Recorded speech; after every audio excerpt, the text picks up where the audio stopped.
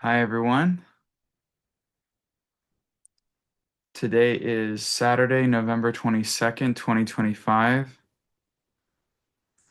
I'm Jeffrey Morgan, and this is a talk I host twice a week to discuss my experiences on the path of soul transcendence. I offer this work through the movement of spiritual inner awareness with the encouragement and support of my friend John Morton, who holds the mystical traplet consciousness, which is the spiritual consciousness that allows us to do the work that we're doing here today. If you're new to the call, the format is simple. We're going to start by calling ourselves forward into the light, which is calling our awareness forward into the light of God that's already present. And then we're going to chant three Anai hues. Hue is an ancient name for God, and Anai invokes a quality of empathy and compassion. Then we're going to play a video clip from my teacher, John Roger. And then I'm going to do a reading from Rumi. And then we can talk about whatever you would like. So with that, Ron Holnick, would you like to call us forward into the light? My honor.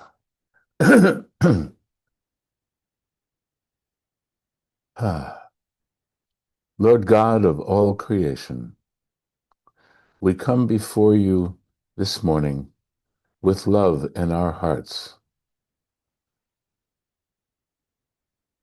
We ask only that that love that is our guiding light be maintained and shared with others at the highest level that we can muster at any given time. And for this privilege, Lord, we give our thanks. So be it.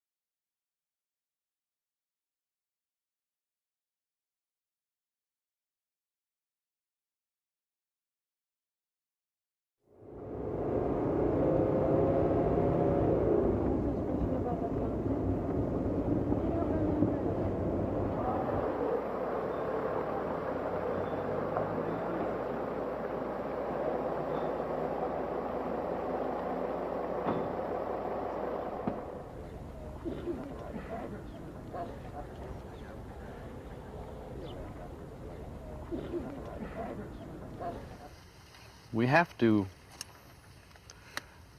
be very careful in our personality that we don't get caught up in self-boasting or vain living, because it seems that when we do that, we lose contact with the spirit life that's really ours. And in a real great sense of the word, there's nothing we can do that's really not got spirit in it, and really not got the Spirit of God present. We're talking about something much more dynamic than the Spirit of God. We're talking about God. The same thing would be of talking about the sun, or talking about the energy from the sun. We know the sun because of its heat, because of the energy it puts out. but also we can get heat and energy from a flame that we then say is the same as the sun, but it isn't. So when we talk about the Spirit of God or the Spirit, we are not really on target. The only way we can be on target would be to go to God, merge in that being, find your identity as a soul consciousness, as one who is born in the Christ consciousness.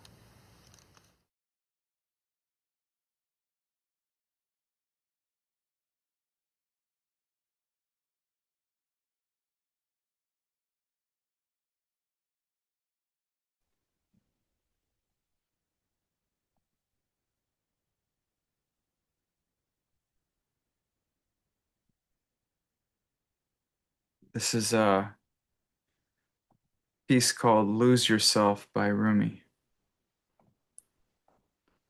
Lose yourself. Lose yourself in this love.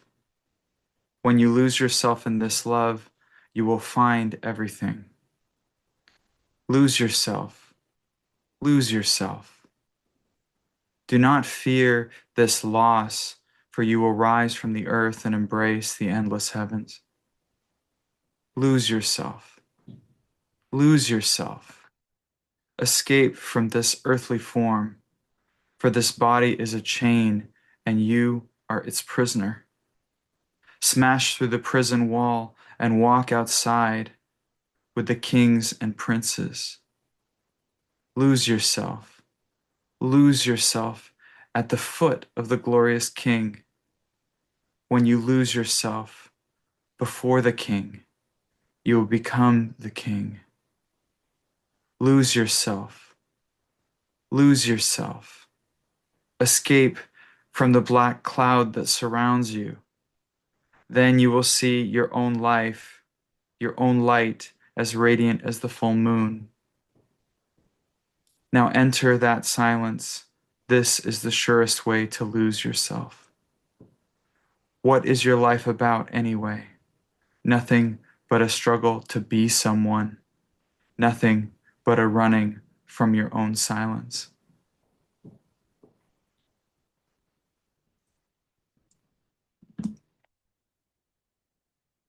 All right.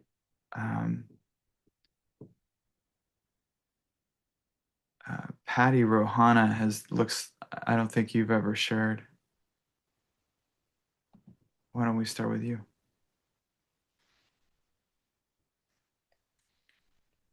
We shared along a few months ago. Oh, okay, great. I couldn't see. Great. Then we'll go in order.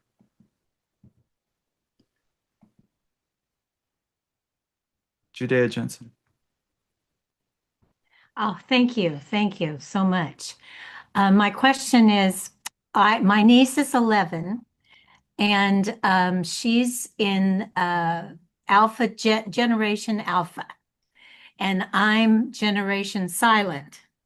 And what my question is, I want to know how to be with her in a way that doesn't upset me and her, that I can understand Generation Alpha in a different way than just being angry at her for how she is, because she's Generation Alpha, which is so different from where I am coming from. So that's my question, is how do I get along with a different generation than the silent ones?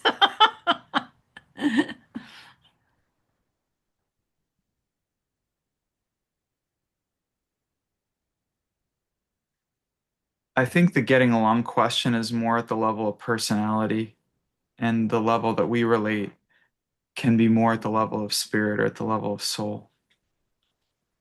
So I think we don't have to worry ourselves with how it is that we can relate to the person if we can connect with the person below deeper than the level of relationship in that way.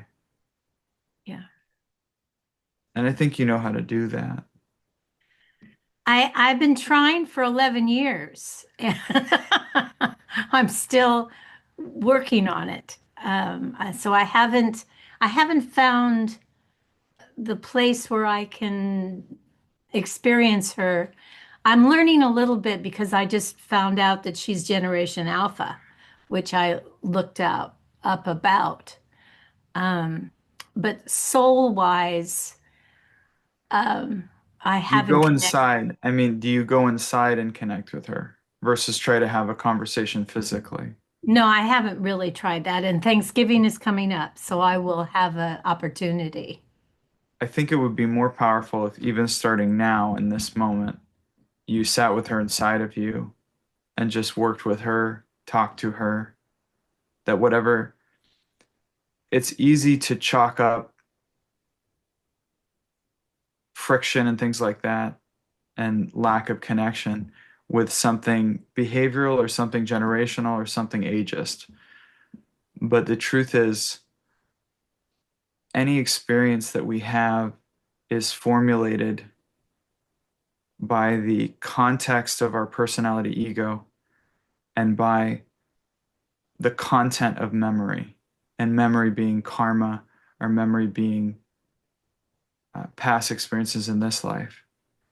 So we're bringing a lot of context and energy to the table. And the opportunity in the work that we do is to clean the slate, to, to clear the process so that each time you're meeting her for the first time. Hmm. And Yes. it's very empowering to understand, you know, a lot of people say create, promote, or allow. Like I create, promote, or allow everything I experience. I would say that's absolutely true, but not in the sense of physicality because the physical world is governed by its own set of karmic principles and by its own causality. But our experience level is very much dictated by actions that we put in motion inside of us, either now or in past lives. So, in a very real sense, if you experience conflict, you created that conflict. If you experience againstness, you created that againstness. If you experience upset, you created that upset. And that is where I'm starting from now because I've been working on it for the our not every day, but I've been working on bringing her forward more in my heart than before because now I realize that the things that I was angry about or brought up about was something that it was just her. And I was trying to make her like me, which no. We are alike in that we both are very stubborn and um, quick to react. So knowing that about her and about me, I'm coming from a different place than the last time I saw her.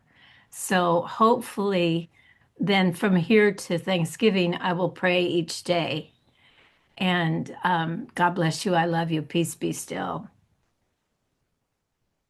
Mm. Thank you. Thank you so much. And also, I just yesterday had a big chunk of my shoulder taken out. And so, light to that healing because they say it's going to take a while. So, light, light, light. Beautiful. Thank you, my beautiful man. Thank you so Thank you. much. What generation are you? I don't know. I'm pretty timeless. I think that's true. Just curious. All right. God bless you. Thank you. All right. Is that Lelania or Richard?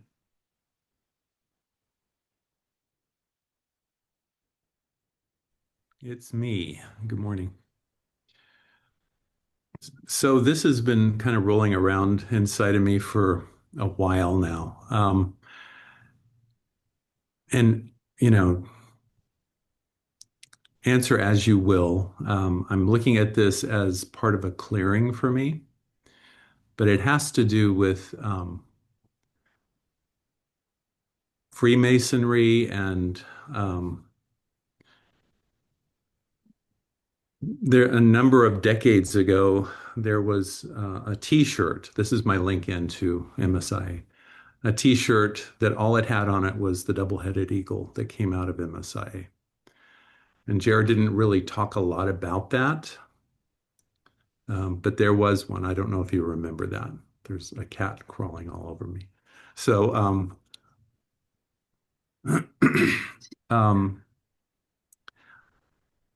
a long time ago, I had asked Jared about Freemasonry because my father was one. And we were in Canada and we passed by a Masonic lodge, and I said, can you tell me anything about Freemasonry? Like I'm asking someone to describe quantum physics to me in 5 minutes. And he said, not now.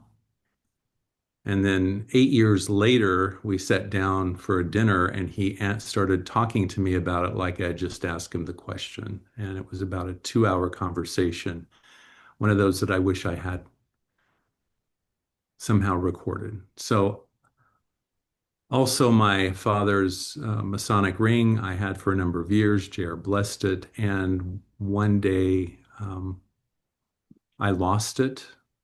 It literally disappeared. So anyway, I don't know if you want to go into that. It's up to you if you feel like it's applicable to the group as well. And there you go. How does that affect you, or like what's the applicability to your life? I still You feel like you didn't know some aspect of your father or something? some of it has, well, my father only had an eighth grade education, and the more I learn about becoming a 33rd degree Mason, I'm kind of astounded that he did that. He did not, and one time I asked my dad about it, and he said, well, if you're a Mason, you don't need to go to church. That's basically what he said to me. Um, the one, and I also, when Jared was talking to me about that, I feel like that's lost information. Of course, this is all intellectual. I don't know what he was doing to me, but it was a very personal conversation around that. So in a way, it's like the lost mysteries in terms of my father and what Jared was trying to convey to me. And I know he did it energetically a number of times through that line.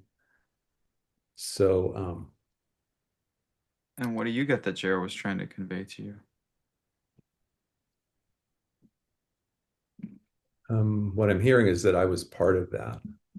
And I think, and what I took from losing the ring was when he blessed that ring, there were a number of symbols on it.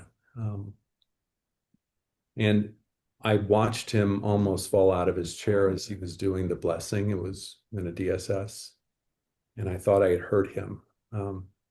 He said he was shifting over the symbology, taking it back to something had usurped the symbols, and he was moving them back, if I remember correctly. And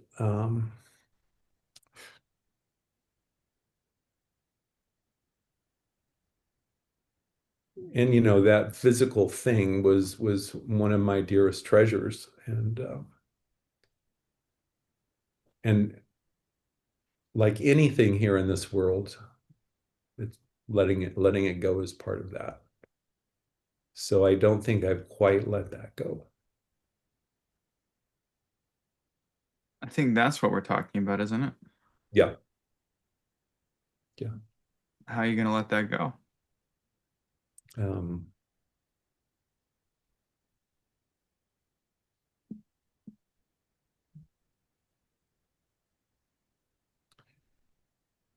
well, what I'm seeing now is that to be able to claim it inside of me as alive and connected.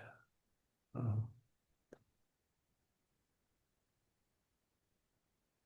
That sounds that right. yeah. instead of looking outside of myself. Yeah, I So- mean, a lot of these organizations point the direction. I mean, even the Bible is just like a set of directions. It's not, it's like J.R. would call it, like people go to the Bible as if they were going to a rain almanac thinking they could squeeze it and rain would come out. Right. That's just not how it works. Yeah. And the same is true for organizations with highly ritualized and allegorical processes. I think whether it's a religion or whether it's Freemasonry, there are fundamental human processes of dancing with the divine within us. And we do that through information, confounding the mind. We do that through ritual, which is very comforting for the basic self and symbolic. Most of these organizations started with a certain line of energy that may or may not carry forward. Correct. I mean, it's like if you actually trace the origin of different churches and different organizations, they have very different energetic underpinnings on the planet. Like if you Correct. talk about Catholic versus Eastern Orthodox versus very, very different, let's say, backing spiritually. Right. And then what I'm saying would be sacrilegious to somebody who really venerates one of those because they'd be like, no, no, no, only Jesus Christ backs my. I was like, whoa, okay, well, Right. that's fine. And I think that over the years, I mean, there was a highly influential political Masonic movement in the US, and then there was an anti-Masonic movement. Right. So now we're at a place where Masonry, to a large extent, is very PR focused and making sure that everybody knows that they're nice people and they're not plotting to take over the world or whatever. But then in other countries, they very well may be plotting to take over at least that country. I've seen, like in the French system, Right. everybody is, like everybody in political roles is, but they're very traditional. So it's hard to know the essence, and we use proxies. We use organizations that we're involved in. I mean, I've been involved in that kind of thing, Mm. and I realized for me it was just sort of Knights Templar karma coming up Yeah. to clear, Brotherhood Right. karma, things like that. But all of that Right. exists in the lower field and in the field of memory. Right. And I mean, you might as well. It's like, from what I can tell, if I was to distinguish what we do from a religion, the largest difference is we don't ask people to accept any information or any teaching that they can't verify for themselves. Correct. Whereas religion is about assumption of information Hmm. that doesn't necessarily attach your experience. And then you simulate an experience through ritual because it activates the basic self and the emotional centers. And then you have like a cathartic or deep experience. And then you associate with that with the dogma. And then you say that's true. Correct.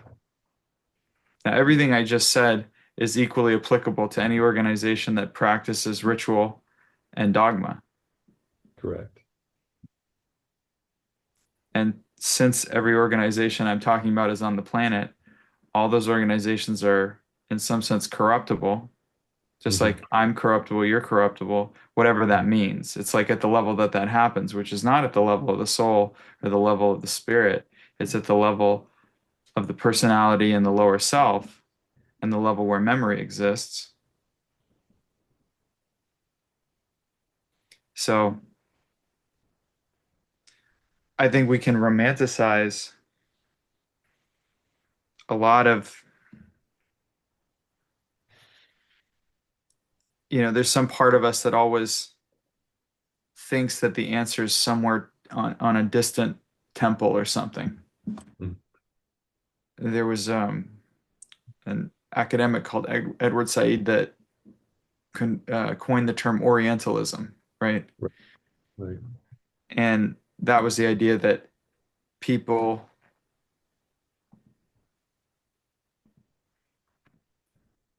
will often romanticize that which is other and think Mhm. that there's some great spiritual significance to it. Right.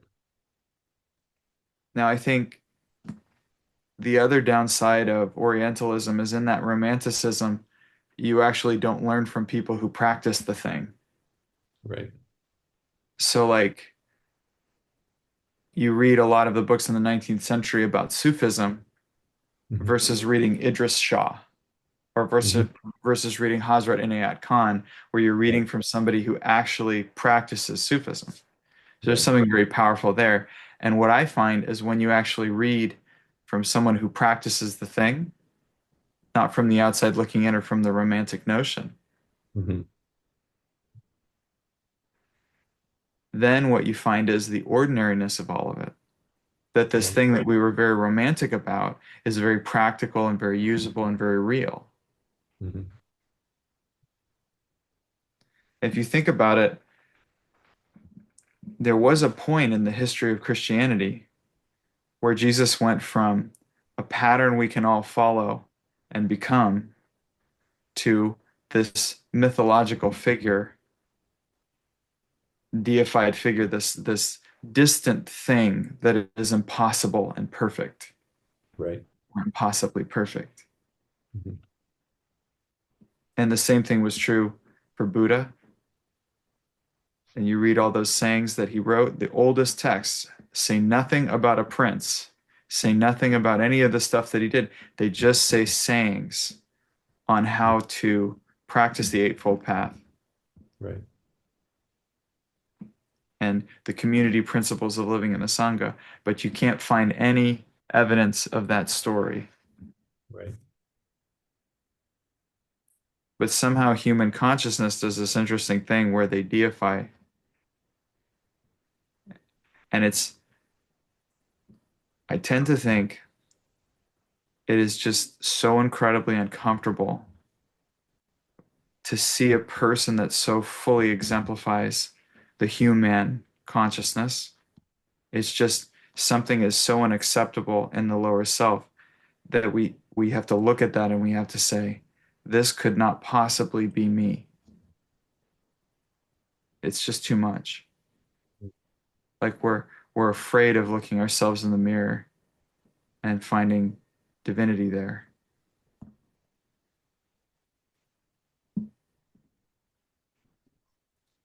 I think that some part of this whole mystery that you've created inside of yourself is,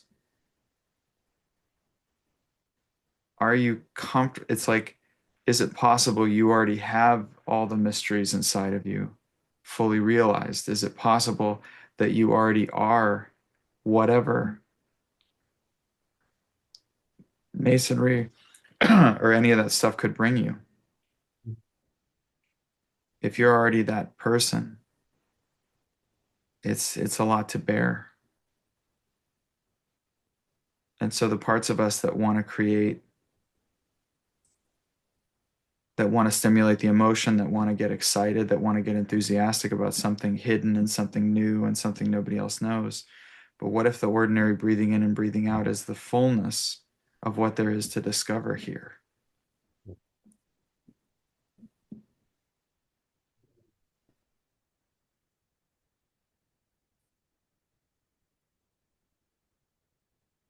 I think as spiritual practitioners, we must constantly examine the things that we are taught and the things that we hear and the things that we think we know. Because even the things that I knew 10 years ago, like I know the sky is blue kind of thing, Mhm. I don't necessarily buy into them anymore. And I was so sure. Yeah. And I had a lot of experience to back it up. The second we allow the truth to become artificially static, we are practicing religion. And there is a great comfort in ritual, and there is a great comfort in this artificial stasis of the truth, because it is just very, very uncomfortable and very, very chaotic feeling to look and see that we're navigating very stormy oceans of physicality.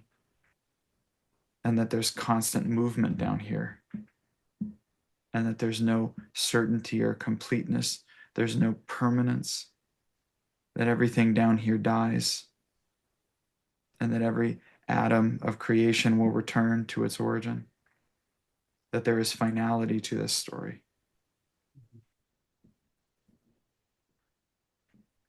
As we start to become more comfortable flirting with that absolute chaos, we find a stillness, and find that the stillness is our own self coming forward to be heard, and only heard in the silence.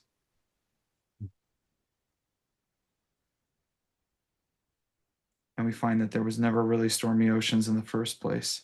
There was just that which is infinite experiencing itself in finality and gaining the experience of individuated perspective.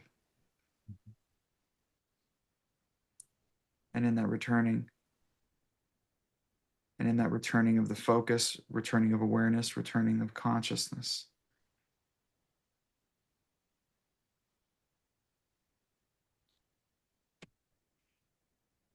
we let go of all these structures of contemplation and conceptualization, and find once again the full truth is contained in the very breath that we take, every single one, that we never needed to look for it elsewhere.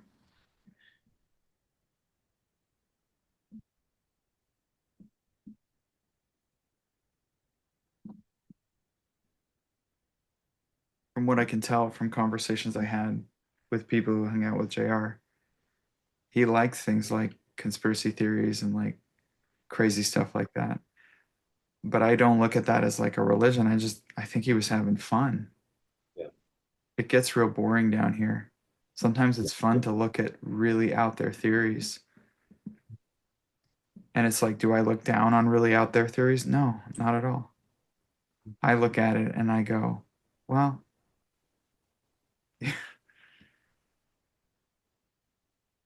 the things that we assume to be true in our society are built on equally shaky footing. Right. It's like when people start to look down on Hinduism, oh my God, you believe in that? An elephant god who does this, and you know?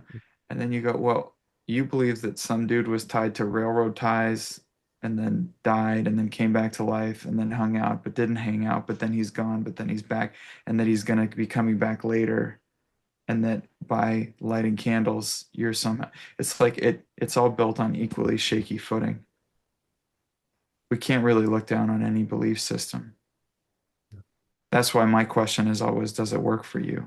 So it's like, does wondering about Freemasonry work for you? Well, I don't know if it works for you if what you're really looking for is to know that you hold the same essence that your father held and that you're one. It just seems like a very roundabout way of getting to that. Yeah. And that's why I wanted to bring it up, because I know that I've experienced the more direct line, and I've had many times in my life had things that I connected with as spiritual security, just like JR, or I'd love to just sit there and ask him a question and he just pours forth amazing energy. And I felt safe there. I felt safe with him. So that's why I'm bringing it up, in order to clear anything around all that, to clear anything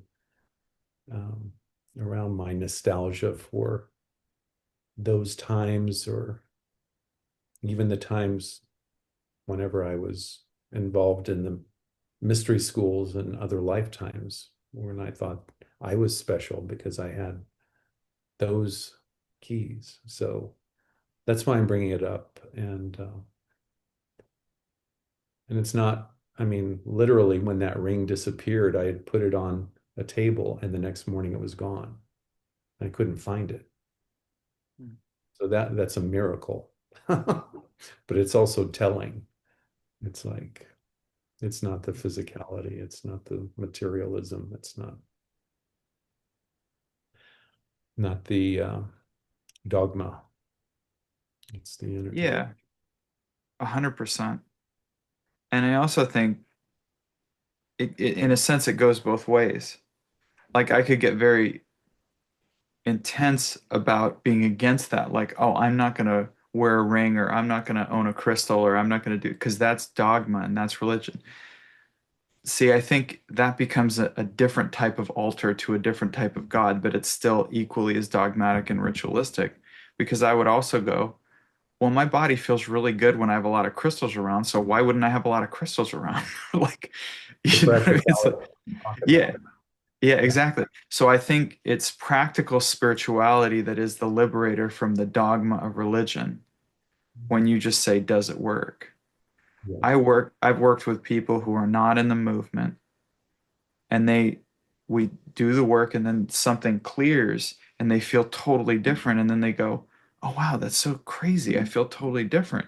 And I said, well, yeah, that's what you're paying me for, man. Like, Exactly. what did you think we were gonna do here? Like, you know, and then they kind of go back in, yeah, but and I'm like, what people are you going to? It's like people go to church week Mhm. after week and get Right. nothing but intellectual stimulation. I'm like, man, your standards gotta raise a little bit. Right.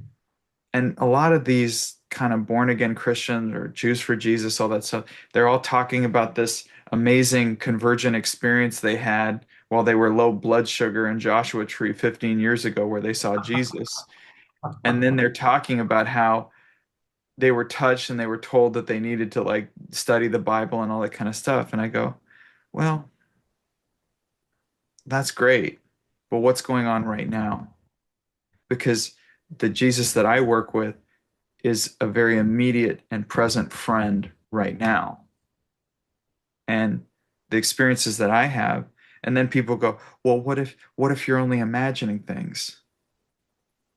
People who connect into the essence and actually do the sound current work look at the whole thing as an imaginary thing. So why wouldn't I have nice imaginary things to go with the shittiness of it's like if I'm gonna look at the news and look at a very ugly looking imaginary thing, why wouldn't I also have a really beautiful imaginary thing? Because it's all imaginary things anyway.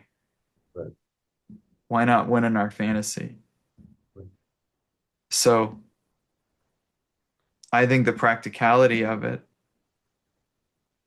and I think it's weird. It's like we need to be a bit more capricious. We need to insist that we actually have the experience. And that to me is the gift. It's like we're given spiritual exercises, we're given contact with actual living masters and teachers and travelers.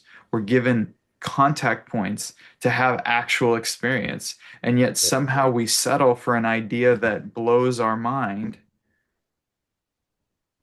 And look, it's a discipline that even I have to do because I was raised with JR's teachings. Mhm. And my default was, oh, he said it, therefore it's true. But I'm still grappling with a lot of concepts that he talked about. And until I have direct experience of exactly what he's talking about, I will not say it on this talk. I will not affirm it. Right. I will not say that I know about it. And that's my commitment. That's my commitment to the integrity of it. And I'm sure as heck not going to repeat it like I know what I'm talking about because and a lot of people probably come to this talk and go, oh, wow, he says the same thing over and over. Yeah, because when I started actually connecting into the truth of my experience and really living from that, the approaches that work for me tended to be very simple. It's the complicated ones and the information driven ones that tended to get me into trouble. The real simple things like love and serve the one in front of you and all relationships are inside of you, that was the stuff that revolutionized my whole existence on a very practical level. So it was just, but the information level, I grapple with it all the time because it's almost like the way I showed that I truly love JR is to argue with JR in my head a lot based on what he said. because I feel like that's what he would have wanted me. That's what makes me like his. I am a direct. I am the son of his teaching. I am the product of his teachings. My parents checked with him on major parenting decisions, and it was just always in there, you know? So I think the way that I demonstrate that I'm truly walking that talk of this is my Godfather, this is like how I pattern my life, this is, you know, is I'm that pain in the ass who's always asking a difficult question because I don't understand. It's like the term's great, but it sounds great, printed on a Hallmark card, but I don't have experience on that, so I can't back that up. And sometimes and sometimes I'm really unfair to JR and I'll get to the root of what he meant and I think I really it'll click and I'll get it and I'll go, well, why didn't you just call it this? And it's like, and meanwhile, he's warning us, hey, I'm lying right now. I'm trying to use words to describe this. You'll get there and say it's something different, but at least I'm trying. It's like, yeah, I mean, that's one of the most generous things I've ever seen. One of the most profound things, well, I've had many with him, is when it said, Lord, I'm keeping my eyes on you. And then I told him, I said, oh, I understand what that means. It means watch what you do, JR, and then follow that. And he said, no, absolutely not. You do not follow me. I can fall. You follow the truth inside of you. I was like, oh, wow. I Yeah. mean, it is the Name all the ultimate. teachers, name how many teachers on the planet would say that. Exactly. I mean, that's the one that, yeah, yeah, And I mean, look, we witnessed him dealing with his humanness yeah. and getting tricked and having a controversy and all this kind of stuff. What I never saw him do was sacrifice the consciousness he held or in any way put that second. And I never saw him sacrifice the loving, even when he was losing it and getting mad.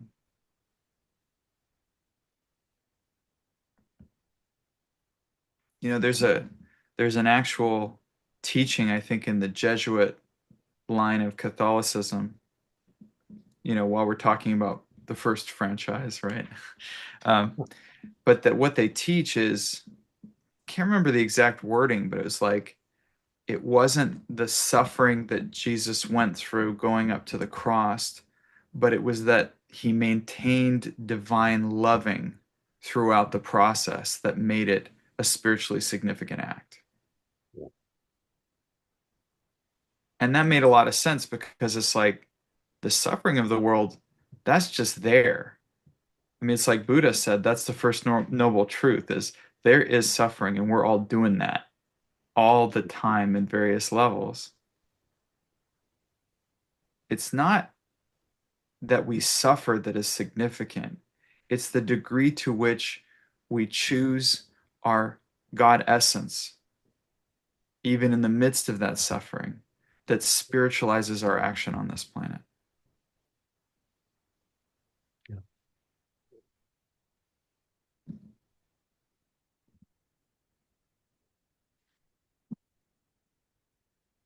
Thank you. God bless you, man. Too. All right, Michael. Oh, there was a thing. Let me press the button. Can you hear me?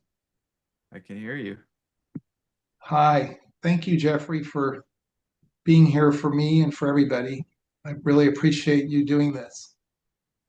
And I need your help with something that I'm dealing with, trying to clear some karma, some old karma with my ex-wife and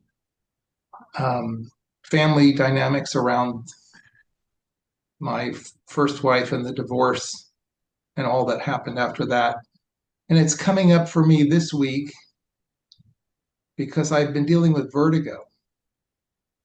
Interesting. And I had an episode a few years ago. This is like the second episode of vertigo I've ever had. And the first time it cleared in 2 or 3 days, but this has been going on all week. It got really bad Tuesday, but it started kind of Monday. And before that, from like last Friday, I was having some ear issues, like I could hear myself talking underwater, and like the vibration of my voice was echoing very loudly in my head. That's really subsided. And in its place came the vertigo on Monday. And on Tuesday, severe projectile vomiting. And anyway, Yvonne took me to the emergency room and they diagnosed me with benign paroxysmal positional vertigo and gave me some meds, which I've been taking. And also, I decided to do the Epley maneuver. I did that this morning. I've done acupuncture treatment, and it's better. I'm a lot better than I was. I was able to go to work Thursday and Friday. It was a little tough, but I managed it. Still not driving a car. Don't feel comfortable with my balance yet. But it's interesting because what came up with this for me was that there was a whole dynamic around what we're going to do with my son and his family and my other son and for Christmas with my ex-wife Jane Kowalski, and she's kind of been in charge of the guest list, I guess, and Yvonne's daughter and son-in-law wanted to be with us for Christmas, and so we were hoping to have this unified Christmas with everybody together, and that's not happening. And it seems that Jane Kowalski, my ex, is kind of deciding who can come and who can't come to Christmas. So it brought up some stuff for me because there was a year after my divorce when she prevented me from seeing my kids at Christmas. And so I was getting some emotion of anger coming up. Initially, I was getting some grief coming up as well. And then I asked myself, what would Jeffrey do? Uh-oh. And I'll find out what you would do in a moment. But what came to me to do was to bring Jane and my son David Kowalski and my daughter-in-law Sarah Kowalski into my heart and really just love them. And that seemed to lift a little bit of it for me. And then I was talking with Yvonne about she was mentioning about forgiving.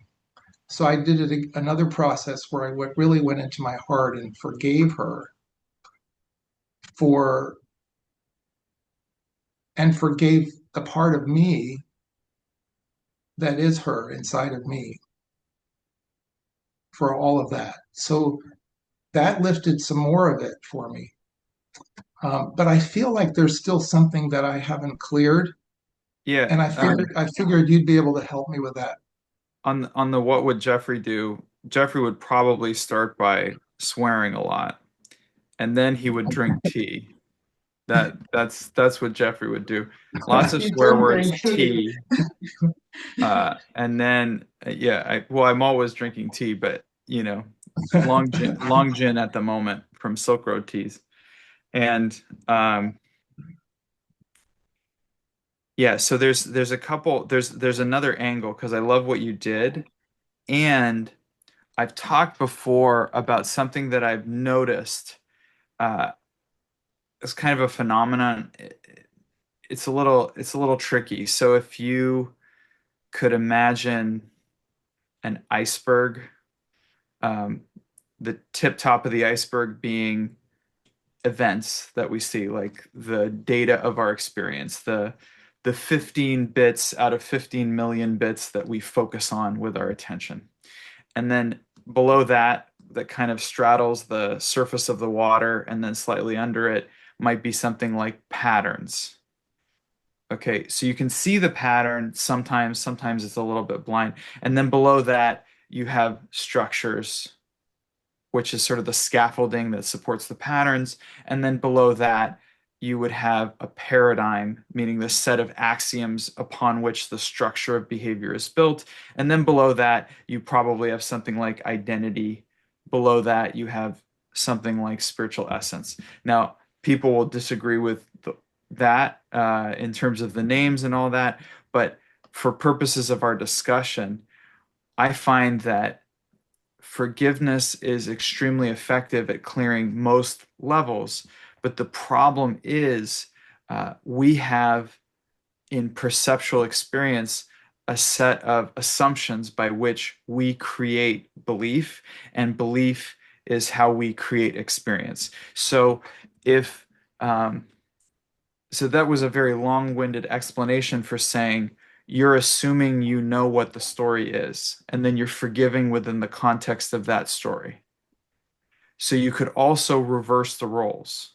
So things that I will do is I'll say, I have a belief that I'm forgiving, right? That she's rejecting me and keeping me from my kids. So then flip that on its head. I'm rejecting her and keeping her from her kids. So it's like you start to flip the script, or you would do self-forgiveness as her healing herself. Or you would do you get what I'm saying? Because Mhm. if you're gonna ultimately the most effective way to heal the hurt and clear the thing, the ultimate antidote, the silver bullet, if you will, comes down to knowing your God essence. And you do that through the sound current, through experience of the Holy Spirit, or the sound current going upward into that process. And I say upward, obviously forget the spatiotemporal metaphor, but it's more profundity, right? You go deeper into that experience of essence. Okay. Now, the um, knowing your God essence, knowing yourself through the sound current means that you can differentiate and disconnect from a lot of those perspectives, because ultimately there is an I am involved in this experience that you're talking about. That's the ultimate assumption that you make in any story, is that you're a you and they're a them, and you're different than they are. That's like the ultimate the first thought that we have is that we exist as an individuated expression. Okay. So if you can get beyond that through spiritual exercises, sometimes all of these conditions just start to clear anyway. In the event that they don't, which they don't always, because maybe there's some value to you walking through and having painful emotional experiences and vertigo. In fact, there probably is, otherwise you wouldn't be having it. Then you start to look at challenging any assumption you made about the story, and then forgiving from all those angles. And it's tough because the ego will always make you the hero of the story or the victim of the story. It's very, very Yeah. rare for somebody to go, wow, I'm the abuser. You know, it's like, or so and not from a shame thing.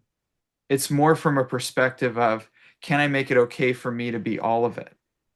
Because if you make it wrong that she's being petty and trying to keep you from your kids, then you've made wrong the part of you that is petty and tries to keep you from your kids. Do you Right. see that? Yes. So what I often do is confound the ego and confound the mind and confound the perspectives, and try to shake myself loose from my know-it-allness so that I can clear. It's very, very difficult for people to do. I just want you to know, like, I work with people who have been studying in the movement of spiritual inner awareness, been doing this stuff for like 50 years, and they're still super right. I mean, That's why I said start by swearing, because I think it's okay for you to give your basic self the space to just throw a tantrum. And then when they're done, you say, okay, I just want you to know I let you tantrum because I love you. And now we're going to move on to the healing process. See, that's just self-care, that's loving. So and then the T is how I kind of reconnect to my breathing and all that kind of stuff. So like it sounded funny, but I really don't try to edit myself when I'm first having the experience. Later on, once the energy is expressed, I challenge the perspective and start to move my consciousness in and around that scene. Like you could do self-forgiveness as one of your kids. Mhm. You could do self-forgiveness as your wife's dog or your ex-wife's dog. You know what I mean? Like, you get what I'm saying? It's like you start to break the mold that your ego would have you in. Whereas I've seen people spend years doing very, very good work on the forgiveness level, and forgiveness is one of the most powerful tools we have available to us on this level. One of the great gifts I think that came through the Christ line, I would say that Jesus talked about the level that we need to be willing to forgive in order to be free. And then before him, I would say Joseph demonstrated what forgiveness actually looks like in the way he related to his family who like dropped him down a well and left him for dead and let him get taken by slavers, and then he just let it go. It's like, let's bottle that one up. Let's bottle that one up and take it forward. Mhm. But what I've found is the deceptiveness that comes in is the self-deception of the story. So you have this powerful tool called forgiveness, but if you only direct it within the context of what you think occurred, you end up missing the point. Because the point is there is actually nothing to forgive. Hmm. I know that sounds radical.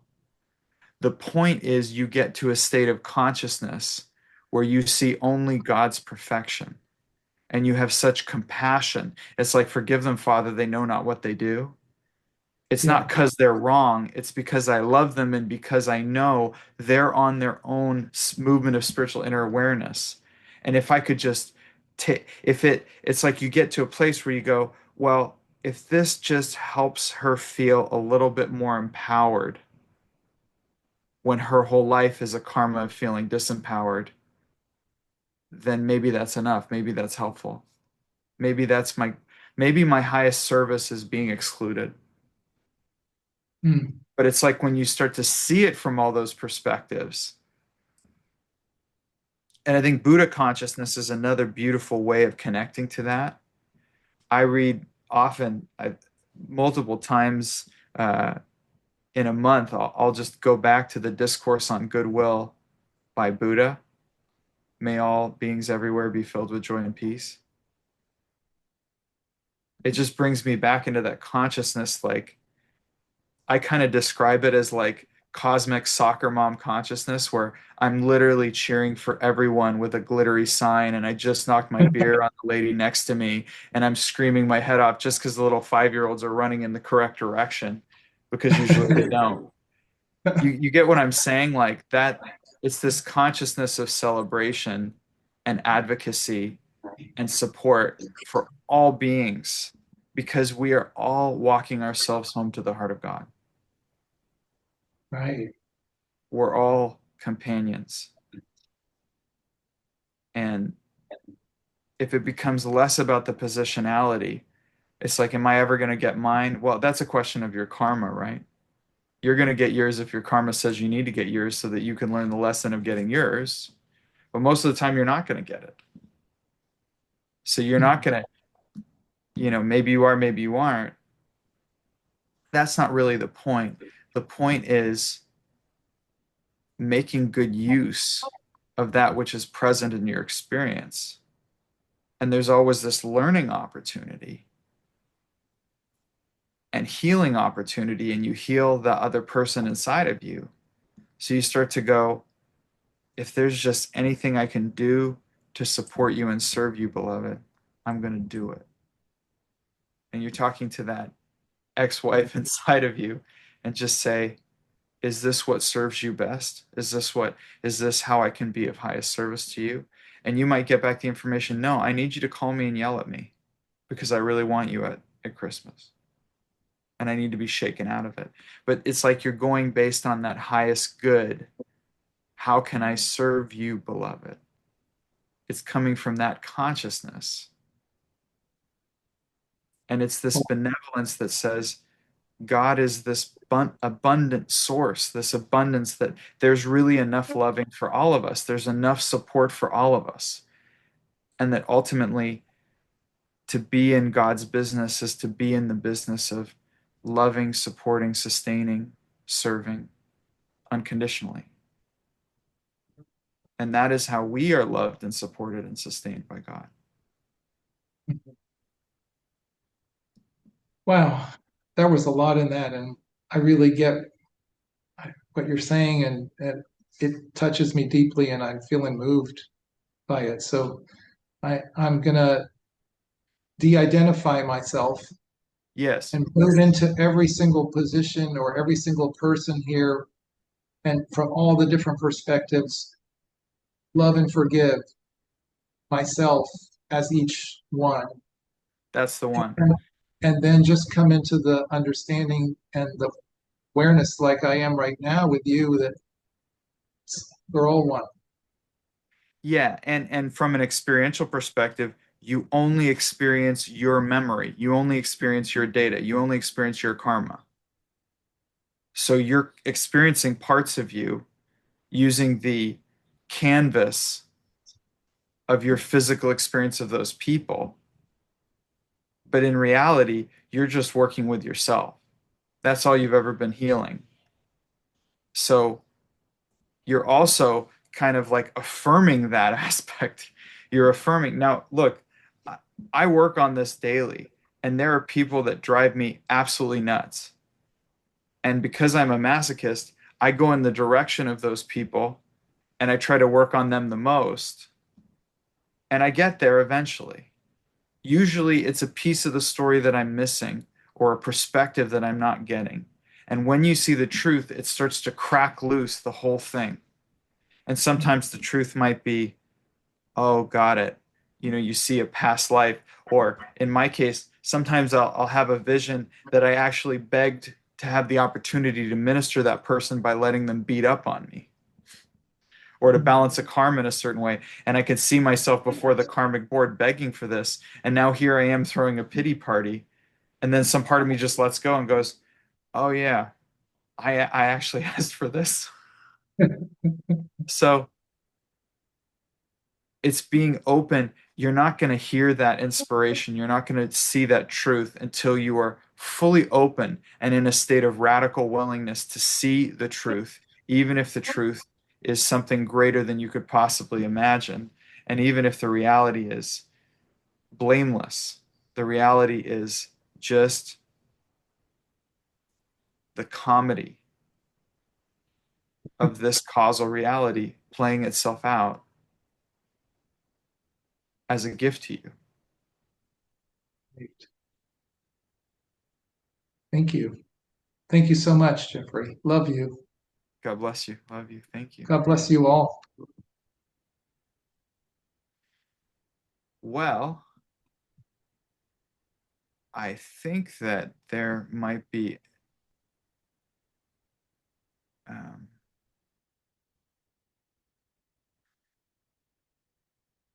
let me look at something. Well, thank you all for joining me today. Have a wonderful weekend. God bless you. I love you. Peace be still. And the blessings already are.